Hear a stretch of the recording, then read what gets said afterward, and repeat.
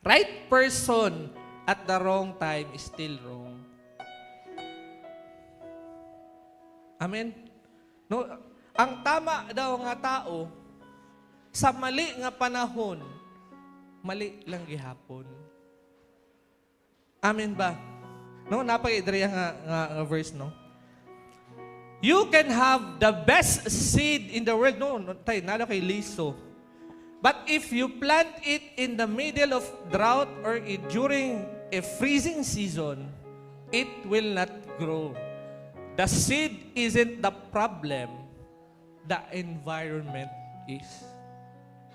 No, bisan pag ikaw na pinaka gwapo o liso, pero gitanom nimo siya sa mali nga season, dili gina mo tubo. And same thing po sa inyo, mura na siya og tama sa imong pananaw, pero kay nagskwela pa man mo. No, naala siya Lord, pero now, daghan pa mong atimanon. Right person, wrong timing. Amen? Hindi ka kayo mailad, mo, nag-yudi, nag-church na good siya. Nilam na. No, nag-shape na good. No, sa paman, no, nag-GE na.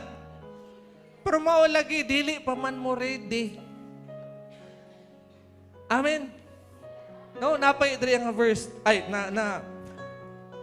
na quote, even the right love becomes heavy when carried in a wrong season.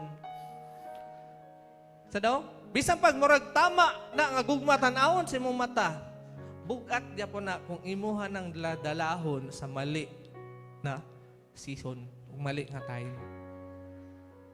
Amen?